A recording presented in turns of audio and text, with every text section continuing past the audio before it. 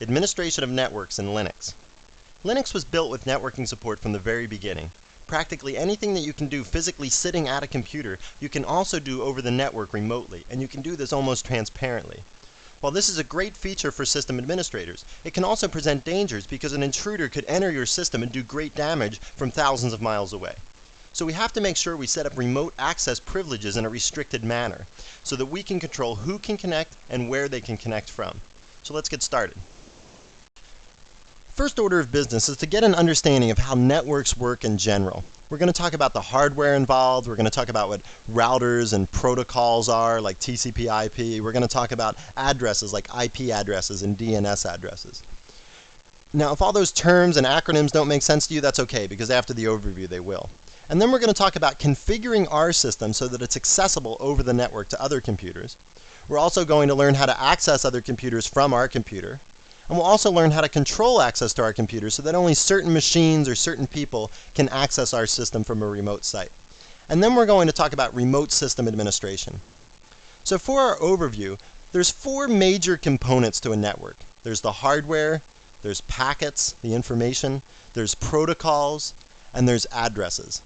Now the hardware is just the physical stuff that's moving information around, like the routers and the wires and the cards in your computer. This is all the hardware that's responsible for making your computer communicate with some other computer. And then there's the packets, the information that's actually being transmitted between the computers. It's just broken up into small pieces called packets. And the protocols are the rules that govern how the packets are transmitted through the network. And the addresses, the origin and the destination address, helps the routers and the protocols decide how to move stuff through the network so that it gets to its destination in an efficient fashion. The underlying hardware in your network is probably Ethernet. Okay, you probably have an Ethernet card in your computer. Maybe you are hooked up on an AppleTalk network or a fiber channel network or something, but you probably have an Ethernet card. And then that card communicates over wire, and that wire is probably either a 10 base T wire or 100 base T wire. And the 10 and the 100 just stand for the number of megabits per second that can be transmitted over the wire. So obviously 100 is faster than 10 base T. 1000 base T is coming along now, and we know how quickly things move, and probably by the time I get done recording this video, 1000 base T is going to be the norm. Then after it moves over the wire, it moves to what's called a switch.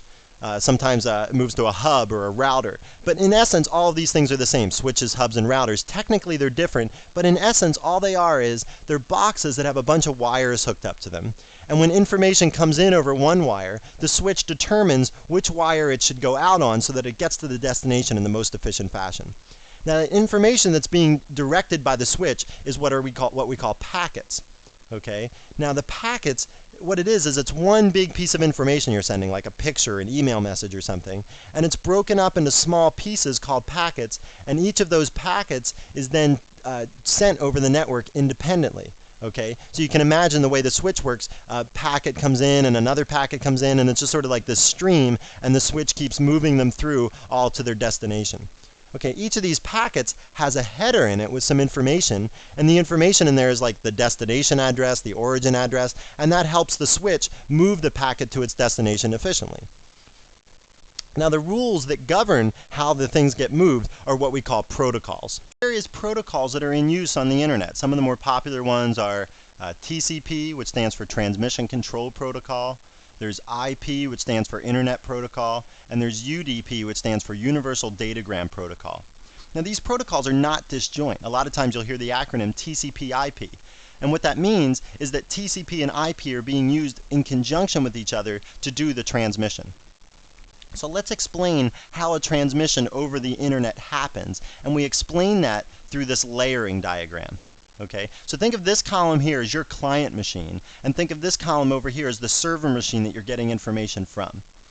Well, the request is initiated in your application layer, like your web browser, for instance. You click on a link, or you say download this file or something, and the application layer then interacts with the transport layer, which is the interface to the internet. Now, the internet interacts with other pieces of the internet through the network interface layer. And once it gets over to the machine that it is destined for, then the transport layer interacts with the application layer and the server machine and says, hey, this guy over here wants this information. Then the information is sent back like this, back up to the application layer of the other machine. Another request is made, another response is made, and so on. And it kind of goes down one column and up the other column. Now down here in the Internet and Network Interface layer, this is where the Internet protocol is used. And up here in the Application and Transport layer, this is where either TCP or UDP is used.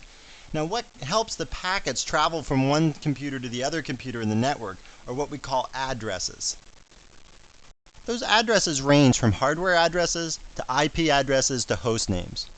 The hardware address is the local address. This is the address of your Ethernet card, for instance. But this is not the address that we need to know to send email to somebody or look up a web page. For that, we need host names. And host names are really the same as IP addresses. And these two things are linked together through this thing that we call DNS, the Domain Name Service. So when I type in www.cbtnuggets.com into my web browser, it goes to my local name server, which then translates it to an IP address like this. Now, an IP address is made up of 4 1-byte chunks. Each of these numbers ranges from 0 to 255. That's what makes up a valid IP address. And the numbers here, this is what's used by the routers. The routers like to use numbers, us humans like to use names. So DNS is a way to link these two so that we both can be happy. Okay, so once the router maps it to the correct IP address, then there's a mapping to the particular hardware address, so it gets to the right Ethernet card. And actually, there's one more step here that I forgot to write down. It gets also mapped to a particular port. So think of the Ethernet card as like the post office, and the port as like a PO box at the post office. Box 25 is used for email traffic. Port 80 is used for World Wide Web traffic, and so on. Okay, if you need to start some other service, you can look it up in a book what port it normally resides on. Okay, the ports make it so that the one Ethernet card, many services can be running on that. I can have an email server running, a web server, and the ports make it so that the correct traffic is mapped to the correct service, and they can all coexist on the same computer at the same time. Okay, so now that we've given this big overview, let's move on and actually do some configuring of our system. Now there's a handful of ways to set up networking, and I'll show you a couple of them. Either way, you have to be the root user, so I'm going to switch over. Now, one of the things that we can do is use the tool called netconfig. This is a Red Hat tool. You can see it's copyrighted by Red Hat, and it's pretty primitive, but it gets the job done. It tells you down here how to use the tool. Tab moves between the selections, space does the selection, and F12 moves to the next screen. So the first question is, would you like to set up networking? Yes is highlighted, so I'm just going to hit the space bar. Now to fill out this screen, you have to know whether you're using a dynamic IP configuration or a static one. You could use either one. They're both common. Okay, mine's static, so I'm going to fill out this stuff, but let's talk about dynamic for a couple seconds. A dynamic IP configuration, what this means is that when you logged on to your ISP, you would query the DHCP server. What this stands for is Dynamic Host Configuration Protocol. You would query that server and say, give me an IP address, and that thing would go through their big pool of IP addresses and select one and give it to you for this session. So that would be your IP address until you logged off, and when you logged off, it would go to be somebody else's IP address when they asked for it. Okay, so this allows someone without a whole bunch of IP addresses to serve a bunch of people. Hopefully they have enough so that they wouldn't run out of them and you wouldn't get denied from using the system. Okay, that's the only drawback to using those. So like I said, I don't have a dynamic one, I have a static one, so I'm going to hit tab here and fill out these fields. Now my IP address that I've been assigned is 209.11.135.227. Okay, and now I'm going to hit tab here, and it filled in this field automatically. It's not always right, and it's not right in my case. My net mask does not end in 0, it ends in 248. This net mask has to do with sort of how many IP addresses your ISP has to give you in some sense. The more zeros there are, the more that they have available in some sense. Okay, that's just a rough explanation of what that is. We don't really need to know all the details there. Now, I'm going to hit tab again, and it took a guess at my default gateway in my name server. The gateway for me is actually address 225, the address they guessed for my name server. What the gateway is, though, is it's kind of like your front door to the rest of the internet. This is where your computer and all the other computers on your ISP's network, they're using that gateway to get out to the rest of the internet. Okay? And for my name server address, they were pretty far off because my primary one is 209.10.34.23. Okay, and again, the name server, the function of that is what we were just talking about a few minutes ago when we were saying, how do we resolve names and turn them into numbers? Well, that's the name server's job, and here's the address of my name server. Okay, so I'm going to hit tab and hit spacebar to say OK. And there, we're done. That was pretty easy, right? So we use this really simple tool, netconfig, to set all that up. But you might not have netconfig, and I want to show you how to do it anyway. So first, before we do that, what I want to do is go into this directory, etc sysconfig, and in Red Hat it's also in the network script subdirectory. Oops, I have to cd into there, sorry. You probably do that all the time. I'm just showing you that I'm human too. Okay, so we go in there, and what I want to do is I want to look at the ifconfig eth0 file. Okay, this is the interface I just set up, was the eth0 interface. That's always the first one that you set up. And you can see here that I've set it up. It's static. If I had chosen dynamic back there, this would say DHCP. And you can see there's a few fields here that I filled in from the netconfig utility. Okay, so now what I want to do is I want to show you how to fill these fields in without using netconfig. And one of the ways that you can do that is with the commands called ifconfig and route. Okay, so the ifconfig command, to do that, you would say, okay, I want to set up eth0, and I want to bring it up, so I say up. Okay, and what that just means is you want to start it. Okay, and then what I do is I provide my IP address, like 209.11.135.227, and then I say netmask, and then I provide my netmask, and you type that in, and then I would hit enter to set that up. Now I don't want to hit enter here because I've already set it up, and I don't want to cause some duplication and mess things up. Okay, so I'm just going to hit Control C here. But if I hadn't used netconfig, I could do it like this. And the same goes for route. If I want to add a gateway, I use the route command. I say add this default gateway, okay, and then I give my gateway address. Okay, and again, I don't want to hit enter because I don't want to duplicate some of this stuff because I've already done it, but I just wanted to show you how to use the ifconfig and route commands to fill these in. Okay, so I'm going to hit Control C again. Now, one thing these two commands don't do is set up a name server. And to do that, you can go over to the etc resolve.conf file, and you can look in there, and you'll see there my name server address is located. That's where you could set it up. If you wanted to do it all manually, you could use the ifconfig command, the route command, go over to this file and edit this line and say, okay, here's what my name server is. If you wanted to put in secondary or tertiary name servers, you could also add lines under this, and you would do it there. More and more these days, people have a connection to the internet such that they plug a wire into the back of their computer, they plug the other end of the wire into the wall, and boom, they're connected to the internet. To set up networking for those people is how we already did it with the netconfig command. But some people are still using modems to connect to the internet, and for those people, they've got to use PPP, which stands for point-to-point protocol, to connect to the internet. Okay, so let's look at how to use point-to-point protocol. And it's in user, share, docs. It's not installed on the system by default. My version is 2.4.1, so let's go into that directory and see what's there. If we do a listing, you'll see a couple README files. So if you're going to install this, it's a good idea to always read these. And then you'll see a scripts directory. And in the scripts directory is some stuff that you have to modify to get PPP to work. So if I go in there and do another listing, again, you'll see a README file. This README file tells you what all the different scripts in this directory do. Let's look at the PPP on script. If you look at the script, there's some variables in here that you've got to set up. You've got to set up the telephone number, an account, and a password, local and a remote IP, and a netmask. Your information service provider should provide all of this stuff to you. Okay? So you just fill all that stuff in, you edit the script to fill that in. If you go down farther in the script, you'll see also that there's a variable dialer script that has information on where the PPP on dialer script is located. Okay, they say to put it in etcpp. You can put it wherever you want on the system. Just make sure you change this entry once you put it there so that it knows where to find it. Okay, so PPP on and PPP on dialer work together in combination to dial you up to the internet. And it should be as easy as typing PPP on at the command line, and that should initiate your connection. It should dial and link and give your account name and password and just get you onto the internet automatically once you have it all set up. If you need help to do that, look on the internet, read the README files, and it should all go pretty smoothly. It's a pretty easy process. So now that we've set up networking on our computer, let's actually connect to a remote machine. One of the easiest ways to do that is with the telnet command. This is an age-old command in Linux, and it's on every Linux system that you'll ever run across. And then what you do is you give the name of the computer that you want to connect to, And here I'm connecting to sdf.lonestar.org. Lonestar.org is affiliated with freeshell.org, and they both give out free Linux accounts. So it's a great way to test drive Linux if you haven't installed it on your own system yet. So here I'm going to Telnet there, give them my username and my password. And there, I'm on the SDF machine, wherever that's located. Maybe it's in Texas since it's called Lone Star. So a couple of the negatives of Telnet. One is I don't get a graphical interface here. It's not like an X Windows interface. It's just a plain text interface. And also, when you type in your username and your password with Telnet, it goes over the network in a plain text fashion or an unencrypted fashion.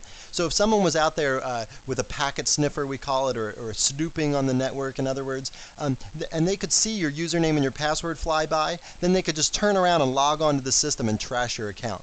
So if you really care about security, Telnet is not the way to go. And instead, you should use something like SSH or Secure Shell. So let me log out of here and we'll look at the man page for SSH. So SSH is this secure shell, like I said. When you use the secure shell to log on to a system, it automatically assumes that you have the same username that you already have. So if you want to change that username, use the -L option and you give a login name to SSH. Okay, so the SSH connection, when it sends your username and your password over the internet, it sends it in an encrypted fashion, so someone couldn't just look at it and know exactly what your username and password is. They'd have to decrypt it, which has turned out to be quite a hard task. All right, another useful program to know about is the FTP program, which stands for the File Transfer Protocol Program. And you can tell by the name, it's for transferring files over the internet. So the basic text version of this you get to by typing FTP and hitting enter, and then you get to the FTP prompt. From here you can type any number of commands, and if we type help here, you can see all the commands that we can use. And this is a real mixed bag of commands. And when I say that, what I mean is that there's Linux commands in here like cd, change mode, ls, pwd to print the working directory, and so on. These are Linux commands, but then there's like DOS commands mixed in, like dir. Okay, and dir and ls basically do the same thing, but they have them both there so that, you know, DOS and Linux people can both use FTP. But there is no rm command to remove a file. That's a classic Linux command. And instead there's the delete command from DOS. Okay, so like I said, it's a mixed bag. If you're trying to use some command and it doesn't work, go to the help screen and look through all these commands and find the one that you really want. Then there's FTP specific commands, things like open to open a connection to some remote site, and close to close that connection. There's put to put a file from your local site out to the remote site. And then there's get, which does the exact opposite. It gets a file from the remote site and brings it to your local site. Okay, so let's do some FTP stuff here. I'm going to open a connection to ftp.cbtnuggets.com. And then what it says down here is it assumes that my username is Perry because my username is Perry on this local machine. And my username actually is Perry on that machine, so I'm just going to hit enter. If my username was something different, I would type it in right there. So I'll hit enter, and now it says I need to give a password, so I'll type my password in, and now it says that I'm logged on. Okay, so I can do an ls command here and get a listing of that web, the fact that there's a directory here called web. I could also have done a dir, okay, and it also tells me the exact same information, okay. Now I can go into that web directory with the cd command, and I can do an ls here, and you'll see a file called index.html there. Okay. Now if I wanted to get that file and bring it to my local machine, I could do it just like this. Get index.html and bring it to my local machine in the home Perry index. I'm going to call it index 99 though on my local machine. Okay. So I can do that, and I can get that file, and it tells me there that the transfer is complete. It tells me how fast it was and how many bytes it was and how fast it was. Okay. Now I can also do a put here. I could put a file from my local machine out to that remote machine, and I would do it sort of the exact opposite way. I would say home Perry, let's see, I'll just put out that index99.html file, and I'll put it out there, and I'll just name it index33.html this time. Okay, so I put that out there, and now if I do a listing, you'll see right there the index33.html file is out there on the remote machine. Okay, so the FTP program is a very useful program to get to know about. This is the text-based version. There's also a graphical version I want to show you really quick. So I'm going to close this connection and quit out of FTP. And the graphical version is called GFTP for graphical FTP. And I run that. I'm going to put it into full screen mode here. And what happens now is here's my local home working directory. Okay, if I want to connect to some machine, I do it up here. Oops. .com. Over here I put in my username, I put in my password, and I'm going to change my password now so you don't know how many letters it is, and I'm going to connect with this button over here. Okay, so now I'm connected. There's the web directory. I double click on that, and now there's a listing of the files out there, the index 33, and so on. Okay, and now if I wanted to bring some file here, I could like highlight it and I could drag it over. I could click this button or so on. I'm just going to drag and drop. So I'm going to drag it over and drop it. And now down here it's saying, okay, the connection's finished. Here it says the transfer was complete. And if I look down in my list here, you'll see there's the index 33 that I just brought over from the other site. Okay, so again, this is a pretty self-explanatory program. Once you understand how FTP works, you can use the text-based version or the graphical version. They both pretty much do the same thing. It's just a preference of which one you'd rather use. Now, your exposure to the internet up till now might not be through programs like Telnet and FTP and SSH, but I'll bet $5 that you've at least browsed the web and sent and received email with people. And Linux certainly provides all those capabilities. One of the more popular web browsers in Linux is Mozilla, and if I click on this little red horse head down here, you'll see a glimpse of the Mozilla browser. And if you've used any other browser, it should be pretty self-explanatory. Here we are in the CBT Nuggets homepage. I move my cursor around and moves over a link. It turns into a little hand. I click on that link and I get to some new web page. I can click on the back button to go back to a previous page. I could type in a web address up here and go to that website directly. If you want to configure this, you go under Edit Preferences, and that'll give you all the information here. You can use Mozilla to read mail and news groups. The Navigator portion of Mozilla is the web browser, and one of the things I just set up recently was so that my internet search engine defaulted to Google. Okay, so check out this and configure it the way that you want it. You might have noticed over here that some text that got cut off on the side here, and all of cbtnuggets.com did not appear up here. That's not Mozilla's fault. That's not the web designer's fault. That's just because I have my screen resolution set so low for recording these videos that some things got cut off and look a little ugly. And like I said, one of the other popular things to do on the internet is to read and write email. And under Programs, Internet, Balsa is the way that I like to do it. This is a little bit of an inside joke. There was an email utility in Unix called Elm and Pine, and Balsa is just another play on that theme, the wood theme, I guess. It's a lightweight version of those.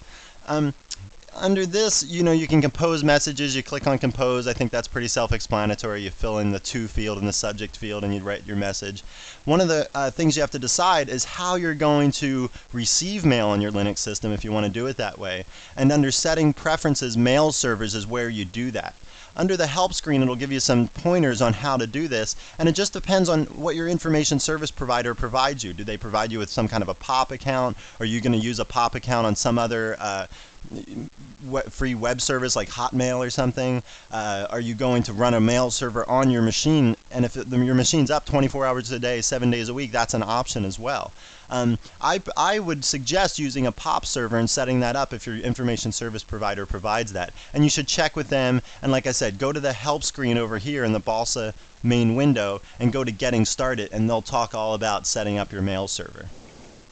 Now I want to talk a little bit about how to restrict access to your machine. One of the more popular ways these days is through what we call a firewall. A firewall is a barrier between you and the rest of the internet, and you configure the firewall so that you let through selected traffic.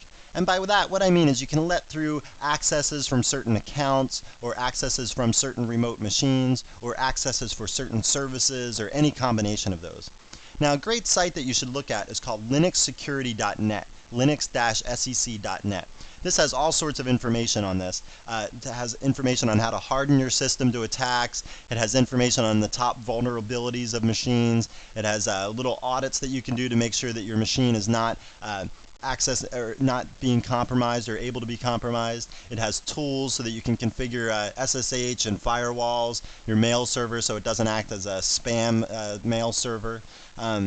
Then it's got some tools, some hackers tools. A little while ago we were talking about packet sniffers, and their information on those is right here. And I think understanding the tools that hackers use is a good security measure, because then you'll understand what you're trying to guard against. Now, another great site out there is this site called linuxfirewalltools.com. This guy wrote a book on Linux firewalls, and I'm sure you can order it on the site here. You can also get information here, and there's a great tool way down here under Firewall Tools. This program called Mason is a really cool tool. It's an interactive configuration tool. So you run Mason on the machine that's going to act as your firewall, and then you access through that machine certain things, and it's asking you questions about what kinds of accesses you want to allow, who can access it this way, who can't access it this way, and so on. And this is a really neat thing. Again, there's more information on these sites than it would take you hours and hours to read all this stuff. And I don't think you can spend too much time on security if you have sensitive information on your computer that you're trying to guard. We were just talking about firewalls, and the benefit of firewalls is that they can block access to any service on your machine at all. Now, there's other things that you can use to block access to services. One of them is called inetd with TCP wrappers, and another one is called xinetd. This is just an extended version of this. Now, before I explain what these are, let me just say that they can block access to select services. And you might ask yourself, why would I want to use these if they can only block access to certain services when firewalls can block access to any service at all? Well, one of the first tenets of security is that you should duplicate security measures if you can. That way, if one mechanism fails, the other mechanism is there to back it up. So let's explain what inetd and xinetd are. They're what we call super daemons. Now, a daemon is some service or some server or some process that's running on your system in the background. Well, what these things are is they're super daemons, meaning they control a bunch of other services like FTP, Telnet, IMAP, which is some mail protocol. And what they do is when traffic comes in over the internet and it says, okay, I want to connect to your FTP server, instead of us running all these servers and then that traffic going right to that server, what it does is it goes to one of these two things, and then they direct the traffic over to the actual server and start this server up so that you can establish that connection. Okay, so I don't want to run all these services at once if they're not being used, right? Because that would eat up resources on my system. It would eat up RAM, it would eat up CPU resources, and so on. So instead, I just run this one super daemon, and that super daemon then interacts and starts up the service as necessary. Okay, now when that person disengages their FTP connection, when they disconnect, then the super daemon stops the FTP server and puts it back in limbo, and then again, it's saving resources.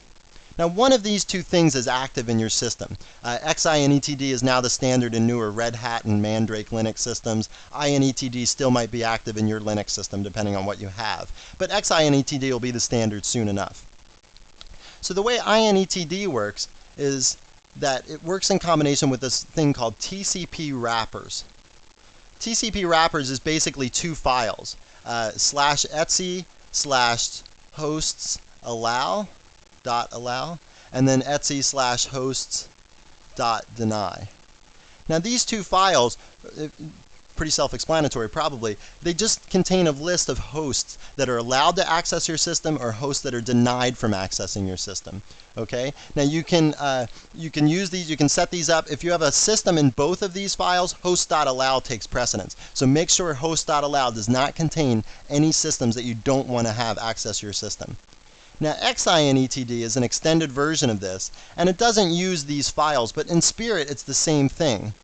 But xinetd can have much more fine-grained control. You can control who can access your systems. Maybe you can limit who can use FTP at certain times of the day, even. Okay, so let's look a little bit closer at xinetd. Before we go on and talk more about xinetd, let me just say a couple things. First, it's pronounced xinetd. So if you want to be hip, you say xinetd. Okay? And secondly, it's the epitome of why Linux is so great. The original version, inetd, was discovered to be flawed. And it wasn't flawed like it had a bug in it. It was flawed in its design from the ground up. But you really can't fault the designers, right? Because there's no way they could have conceived of the explosion of the internet and the new methods that hackers would use to compromise systems. Okay, one of those new methods is what we call denial of service attack. A denial of service attack is when a hacker gains access to many, many computers around the world and uses all of those computers to simultaneously attack some website, for instance. And I don't want to mislead you when I say attack. What I mean is all they do is access the website, and it's the sheer volume of accesses that then brings the servers down to their knees. And you can't discount denial of service attacks at all, because they brought down systems like Yahoo, which is a gigantic organization with a large number of servers. So if you can bring down Yahoo that way, you could bring down anybody. So ZynetD was written in response to the new internet, if you will. Okay? And the best place to learn about ZynetD is at www.xinetd.org. And you can see it was written as a secure replacement for INETD, and it was written by this guy at Colorado. Okay, that's the beauty of Linux. Then the Linux community kicked in and said, oh, okay, how about if we did this? Or here's a bug I found, and so on. And now it's mature enough that it's included in a commercial product like Red Hat Linux. Okay, let's look at some of the features of ZynetD. Here's one of the big ones. TCP wrappers are good, but can only see one connection at a time. ZynetD can limit the rate of incoming connections, the number of incoming connections from a host, or the total of number of connections for some service. Okay, so TCP wrappers, see, they only say this host can or can't access my system, but they don't say how many times in a minute or how many times in an hour they can access. So that's where denial of service attacks keyed in. Once they got access, they just pounded the site over and over and over again. And you can see down here, you can prevent denial of service attacks. If one host seems to be hogging your services, you can limit the number of simultaneous connections from that host. ZynetD has a huge number of logging capabilities. You can log start and stop times for accesses. When somebody gets denied access, you can log information like the IP address where they did it from, what service they were trying to gain access to, what time of day, and so on. So there's all sorts of information that you can gather. The more information you have, the better of a security plan you can develop. There's an FAQ on here that you can read about what questions people have typically about ZynetD. There's sample config files, so you can configure ZynetD to do whatever you want on your system. You can also learn about ZynetD from your man pages. If you do man xinetd, you'll get information here. If you page down through, you'll see different options you can use when you start up ZynetD. Typically it's started at boot time. There's a zynetd.conf, so you can configure what services ZynetD controls and so on. And like I said, ZynetD only controls access to certain services. You can make whatever services you want controlled by ZynetD. It's a very secure system, and like I said, it's the beauty of Linux. It's a form follows function kind of thing. People needed this, so they developed it. Okay, more people were interested in it, so more people submitted bugs, so it was developed quicker, and now it's a very mature code base that's included in commercial products, and it's a response to the new internet, if you will. Let's wrap up by talking a little bit about remote system administration. Whenever you're going to do remote system administration, always use SSH. Don't use Telnet, because if you're going to do remote system administration, you're probably going to type in the root password. And you don't want to use Telnet when you do that, because then the root password will travel over the network in an unencrypted fashion. Okay? Now, SSH will give you a text-based login to some machine, and you can use a lot of tools. We've already talked about ifconfig. We've talked about route already. And you can use those tools certainly over a text-based connection. And I'll show you a couple more before we wrap up. You can get a graphical interface on some remote machine if you're in the same network as that machine, the same local network. Okay? Now, you might not even want to do this for system administration tasks. Maybe you want to do this just because that machine over there has some software that you want to run, and that software is a graphical software. We used to do this all the time in college because one machine in our lab had Mathematica on it, and that's a graphical math program, does some graphing and stuff like that. And it was a very expensive piece of software, so we only could install it on one machine, but we could have many instances of it running at the same time, and so we would all log on other machines and then just get a graphical interface on our machine to the other machine. So let me show you how to do that. So to use the XWindows program remotely, and I'm going to give the example of connecting to a machine called Baker from a machine called Adams. So I log into Adams, and then I type xhost plus Baker. That puts Baker in my list of machines that I can run X on. Then I log into Baker with SSH, and when I'm on Baker, I type export display Adams :0.0. So what this does is it sets Baker's display variable to be Adams console. So then when I launch programs on Baker, then the display of those programs is sent to Adams. So I can use whatever's on Baker on Adams in a graphical format. Okay, so now let's go and look at a couple more text-based system administration tools that we can use. One of the most useful text-based network diagnostic tools that you have at your disposal is a program called Ping. And what you do with ping is you ping another computer, and then that computer will send you packets, and the program will measure the amount of time that it takes for the packets to get to you and the response to get back to them. So let's ping a computer and see how this works. I'm going to ping www.Simon-Fraser University in Canada. So I ping that computer, and over here you can see the amount of time that it takes for the packets to get to me. And a lot of them are around 10 milliseconds. There's one in there that's like 30. I'm just going to hit Control-C now. And now we get a summary of what happened. 11 were transmitted, 11 were received, none were lost. And then we get a minimum time, round trip time, average, and a maximum, and also a deviation in that. So that's just some statistical information on the connection. Now, when I ping www.sfu.ca and I get this back, I learn a lot of things. One, I learned that the computer at Simon Fraser is up and running. I also learned that my name server is working because it was able to translate from www.sfu.ca to the IP address for that machine. I also learned that my gateway is working because I was able to get out and get to that machine at all. Okay, so I learned a lot of stuff. Now, if I ping www.sfu.ca and that didn't work, but I could ping 142.58.282, what does that tell me?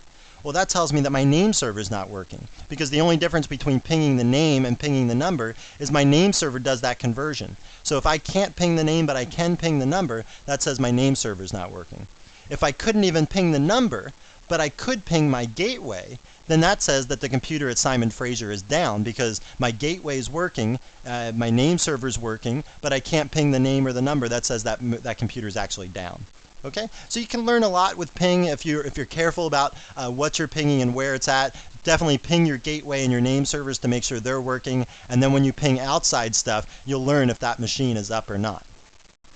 All right, well, let's wrap up this nugget with a little review of what we talked about. First, I gave you an overview of networking. We talked about TCP/IP and DNS. We talked about routers and addresses. And then we talked about how to configure our computer so that it was accessible to the network, and also how to access other sites remotely from our site. We learned programs like Telnet and FTP, SSH, Mozilla. Then we talked about how to control access to our site through firewalls, through TCP wrappers, through ZynetD. And the main thing I wanted to get across here was that this is a really, really, really broad topic. And if you're the system administrator of a computer with sensitive data, you've got to keep on top of this stuff. You've got to read news groups to keep on top of recent developments, tech journals, things like that. And those references that I gave you have links to all that information. And finally, we talked about remote system administration. We learned how to run X Windows remotely, and also how to the command ping. Well, we're going to touch on networks a lot more throughout this video series. This is really just the tip of the iceberg. I hope you found this informative, and thanks for viewing.